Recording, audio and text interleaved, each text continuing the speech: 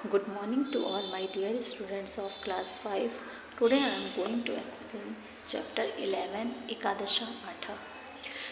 Chapter name is राष्ट्रीय चिन्हानी. अब इस चैप्टर में हमारे जो राष्ट्रीय चिन्ह हैं उन्हीं के बारे में हम पढ़ेंगे. अब इसका अर्थ देखिए. अत्र भारत राष्ट्रस्य राष्ट्रीय चिन्हानी सन्ति. अत्र मीन्स यहाँ भारत राष्ट्र का राष्ट्रीय चिन्ह है. यहाँ भारत राष्ट्र का राष्ट्रीय चिन्ह है अशोक स्तंभ, त्रिवर्णक 3 रंगों का राष्ट्रध्वज है ना, 3 तिरंगा राष्ट्रध्वज, राष्ट्रगानम राष्ट्रगान, कमल पुष्पम कमल का फूल, मयूरः मोर, व्याघ्र और मीन्स और व्याघ्र मीन्स बाघ. ठीक है, तो यहाँ भारत का राष्ट्रीय चिन्ह है अशोक स्तंभ, 3 रंगों का यानी कि तिरंगा, राष्ट्रध्वज, राष्ट्रगान, कमल का फूल, मोर और बाघ. ठीक है, अब इन सब के बारे में हम पढ़ेंगे. पहला है अशोक स्तंभ. एतत् भारत शासनस्य राज चिन्हम अस्ति. यह भारतीय शासन का राज चिन्ह अस्ति मीन्स है. यह भारत का राष्ट्र चिन्ह राज चिन्ह है. अत्र सत्यमेव जयते. अत्र मीन्स यहाँ सत्यमेव जयते इत्येषः संस्कृत पद्यांश लिखिता अस्ति. यहाँ सत्यमेव जयते यह संस्कृत पद्यांश लिखिता अस्ति लिखा हुआ है. ठीक है, यह भारत का भारतीय शासन का राज चिन्ह है. यहाँ सत्यमेव जयते यह संस्कृत पद्यांश लिखा है. भारत शासनस्य मुद्रायां मंकितो अयम अंशः संस्कृतस्य महत्वम अपि उद्भावयति. ठीक है, तो भारतीय शासन है ना, भारतीय शासन की मुद्रा में अंकितो मीन्स अंकित, अयम मीन्स यह. भारतीय शासन की मुद्रा में अंकित यह अंश संस्कृत के महत्व को अपि मीन्स भी उद्भावयति मतलब प्रकट करता है. ठीक है, भारतीय शासन की मुद्रा में अंकित यह अंश संस्कृत के महत्व को भी प्रकट करता है. ठीक, अब नेक्स्ट है त्रिवर्णकः राष्ट्रध्वज. अस्माकं राष्ट्रध्वज त्रिभिः वर्णैः संयुक्तः. हमारा राष्ट्रीय ध्वज त्रिभिः मतलब 3 रंग, वर्ण मतलब रंगों से, संयुक्ता मतलब संयुक्त है. हमारा राष्ट्रीय ध्वज जो है 3 रंगों से युक्त है. ध्वजे त्रिपट्टिका विराजन्ति. ध्वजे मतलब ध्वज में, झंडे में त्रिपट्टिका 3 पट्टियाँ, विराजन्ति मतलब विराजमान है. ध्वज में 3 पट्टियाँ विराजमान हैं. प्रथम पट्टिका काषाय वर्णा. पहली जो पट्टी है वो केसरिया रंग की है. वर्णा मीन्स रंग होता है. ठीक है, तो पहली पट्टी केसरिया रंग की है. द्वितीय खलु पट्टिका श्वेत वर्णा. दूसरी खलु मतलब होता है निश्चय ही. दूसरी पट्टी क्या है, श्वेत वर्णा, सफ़ेद रंग की है. ठीक, तृतीय पट्टिका हरित वर्णा. तीसरी पट्टी हरे रंग की है. श्वेत पट्टिकायाः मध्ये अशोक चक्रम विद्यते. श्वेत पट्टिका सफ़ेद पट्टी के मध्य में अशोक चक्र विद्यते मतलब विराजमान है. ठीक है, सफ़ेद पट्टी के मध्य में अशोक चक्र विद्यमान है. अर्थवतः ध्वजस्य त्रयः अपि वर्णाः सन्ति. है ना, तो अर्थवतः ध्वजस्य, ध्वज में तीनों, त्रय मीन्स तीनों, वर्णा मीन्स रंग. ध्वज में जो 3 रंग हैं, ध्वज में 3 रंग जो हैं, तीनों रंग अर्थ को लिए हुए हैं. ठीक है, अर्थ को भी ग्रहण किए हुए हैं. ध्वज में तीनों रंग अर्थ को भी ग्रहण किए हुए सन्ति मतलब हैं. तथा ही काषाय वर्ण उत्साहम ज्ञानम सौहार्द्रम च द्योत्यति. तथा ही जैसे कि काषाय वर्ण केसरिया रंग, उत्साह मतलब उत्साह का, ज्ञानम ज्ञान का, सौहार्द्रम और उदारता का द्योत्यति मतलब सूचक है। ठीक है, तो यह प्रकट करता है जैसा कि केसरिया रंग उत्साह को, है ना, ज्ञान को और सौहार्द उदारता को प्रकट करता है। श्वेत वर्ण शांतिम सत्यम निर्मलताम च द्योत्यति। सफ़ेद रंग शांति, सत्य और निर्मलता को प्रकट करता है।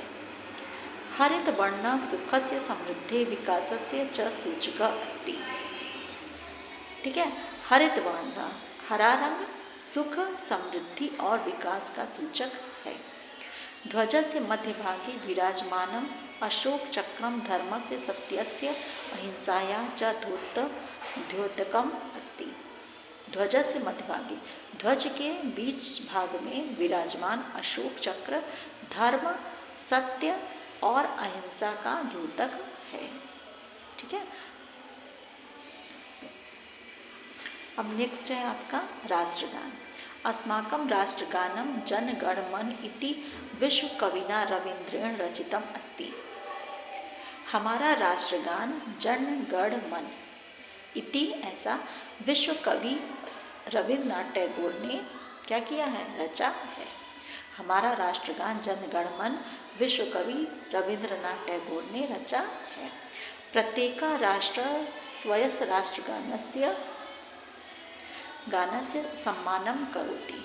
प्रत्येक राष्ट्र अपने अपने राष्ट्रगान का सम्मान करता है। प्रत्येक राष्ट्र जो है अपने राष्ट्रगान का सम्मान करता है। सभाया समापने राष्ट्रगानस्य गायनम आवश्यकम अस्ति। सभा के समापन पे, ठीक है, सभा की समाप्ति पर राष्ट्रगान गाना आवश्यक है। ठीक है, सभा की समाप्ति पर राष्ट्रगान गाना आवश्यक है। विद्यालय प्रार्थनायाः पश्चात प्रतिदिनं राष्ट्रगानं क्रियते।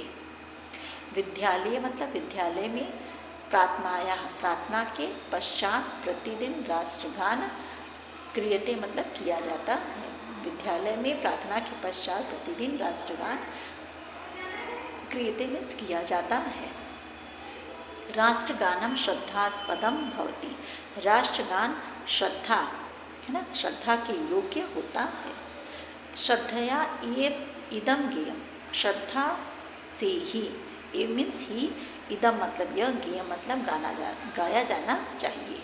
ठीक है, श्रद्धा से ही यह गाना, यह श्रद्धा से ही यह गाया जाना चाहिए। ठीक, अब नेक्स्ट है कमल पुष्पम, कमल का फूल।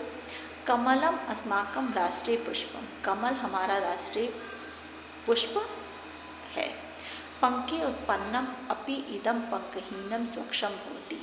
पंके मीन्स होता है कीचड़, कीचड़ में उत्पन्न भी मतलब भी, कीचड़ में उत्पन्न होकर भी, इदम मीन्स यह, पंकहीनम है ना, कीचड़ से रहित, स्वच्छ होता है। ठीक है, कीचड़ में उत्पन्न होकर के भी यह कीचड़ से रहित स्वच्छ होता है। इदम सौंदर्यस्य कोमलतायाः निर्मलतायाः शान्तेः च संदेशं विदरति। यह सौंदर्य मतलब सौंदर्य, कोमलता, निर्मलता और शांति का संदेश विदरति मतलब बांटता है। यह सौंदर्य, कोमलता, निर्मलता और शांति का संदेश बांटता है। नेक्स्ट है मयूरः। अयम अस्माकं राष्ट्रीय पक्षी अस्ति। यह हमारा राष्ट्रीय पक्षी है। ठीक है, अस्य सौंदर्यम नृत्यम च प्रसिद्धम।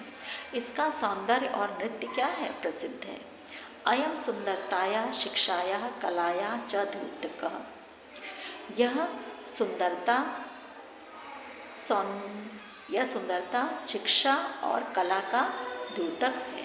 यह सुंदरता शिक्षा और कला का द्योतक है। सर्प भक्षणम अस्य जन्मजात गुणः। सांप को खाना, भक्षणम मतलब खाना, अस्य मतलब इसका जन्मजात गुण है। सांप को खाना इसका जन्मजात गुण है। विषकारकाणाम उपद्रव कारकाणां तत्वानां विनाशः भवेत् इति अस्य मानवानां कृते शुभ संदेशः।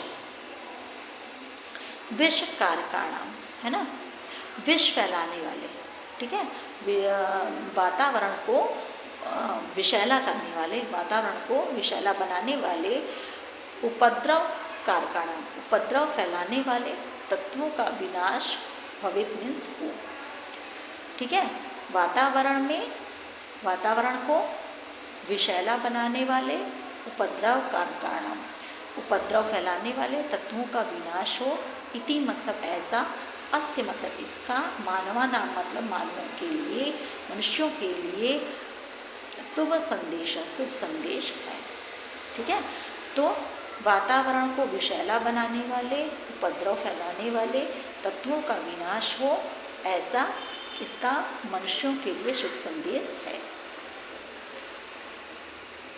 अब नेक्स्ट है व्याघ्र यानी कि बाघ। पुरा भारतस्य राष्ट्रीय पशुः सिंह एव आसीत्, ठीक है, पुरा मीन्स प्राचीन समय में, भारत में भारत का राष्ट्रीय पशु सिंह एव आसीत्, शेर ही था, ए मीन्स ही, आसीत् मतलब था। प्राचीन काल में भारत का राष्ट्रीय पशु शेर ही था। सांप्रतम मतलब इस समय, खल्लु मतलब निश्चय ही, व्याघ्र मीन्स बाघ, राष्ट्रीय पशु इति स्वीकृत। इस समय निश्चय ही बाघ को राष्ट्रीय पशु स्वीकार किया गया है। इस समय बाघ को राष्ट्रीय पशु स्वीकार किया गया है। अयम पशुषु अत्यंत तेजस्वी पराक्रमी च अस्ति, यह पशु अत्यंत तेजस्वी, है ना, यह जो है पशुओं में अत्यंत तेजस्वी और पराक्रमी है। यह जो है सभी पशुओं में क्या है, सबसे अधिक तेजस्वी और पराक्रमी है।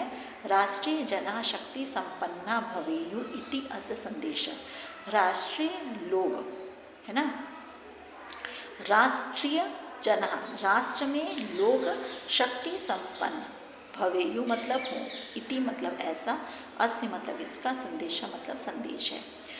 राष्ट्रीय जना, राष्ट्र के लोग शक्ति संपन्न हो, ऐसा इसका संदेश है। एतानि अस्माकं राष्ट्रस्य गौरववर्धकानि राष्ट्रीय चिन्हानि स्वीकृतानि सन्ति, ठीक है। एतानि मतलब ये, अस्माकं मतलब हमारे, राष्ट्र मतलब राष्ट्र के, गौरववर्धकानि गौरव को बढ़ाने वाला, ठीक है, गौरववर्धकानि मतलब बढ़ाने वाला, राष्ट्रीय चिन्हानि और राष्ट्रीय चिन्ह को, राष्ट्रीय चिन्ह स्वीकृतानि मतलब स्वीकार किया गया है, ठीक है। यह हमारे राष्ट्र के गौरव को बढ़ाने वाला और राष्ट्रीय चिन्ह स्वीकार किया गया है, ठीक है। तो ये चैप्टर आपका यहीं पे समाप्त होता है। इसको पढ़ के देख लीजिए, जहाँ जो चीज़ नहीं समझ में आ रही है उसे पूछ लीजिए।